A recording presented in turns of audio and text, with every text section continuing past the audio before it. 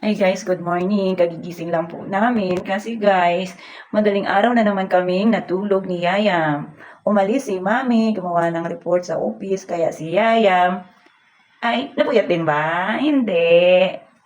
Hindi po napuyat si Yayam kasi masarap ang tulog niya. Katabi niya pala si Nanay, guys. Si Mami lang ang puyat at si Nanay. Kagigising lang po ni Yayam, guys. Masarap ang tulog niya. Huwag mong pindutin. Mag-video nga tayo eh. Di ba? Oo, nag-iinat-inat pa. Late na kaming gumising. Hindi ko nga po in-expect na mapupuyat tayo kagabi.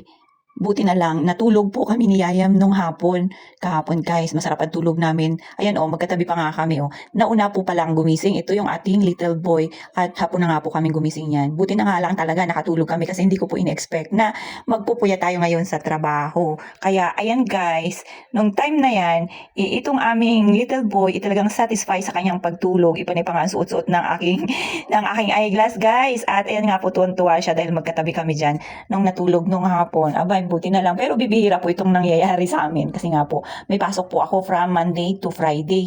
Kaya minsan lang po talaga pagka nakakapag-absent ako sa office. So meaning absent ako guys niyan. Nakapag-absent ako guys kahapon. Gawa ng nagbanday po ako dito sa aming little boy na ito na cute, na makulit. Kaya yan guys, nakatulog kami na magkasama ng hapon. At yan nga po, tingnan nyo nga po guys, ganyan na yan siya kakulit. Ang laki-laki niya na, sobra pa siya sa 2 years old. Tingnan nyo nga po yung kanyang katawan, parang pang 4 years old na siya dyan. Sabi ko nga po sa kanya, itawagin namin si nanay, kaya ganyan. Malamang si nanay guys, inandun sa baba at naghahanap din ng kanyang mga gagawin. At iyan nga po, tingnan nyo siya, super kulit niya guys. Patakip-takip pa kanina ng kanyang mukha.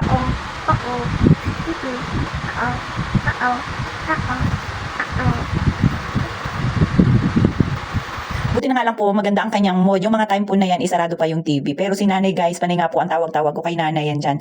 Para po umakyat na.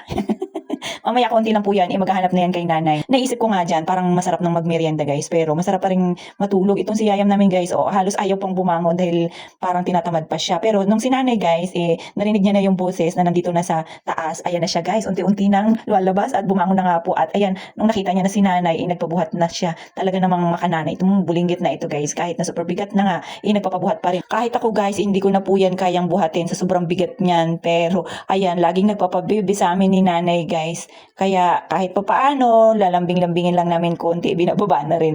At ito nga po, bago nga po pala ako umalis kanina, nung nakapaghabat na siya, alam na alam niya na yung kanyang gagawin guys. Siya na mismo yung naglagay ng lotion sa kanyang mga hita, sa kanyang mga legs para yung mga lamok hindi makalapit sa kanya. Abay, talagang matalino na rin ito. Madaling makapag-catch up ng mga ginagawa sa kanya. Siguro guys, nakalimutan ni Nan.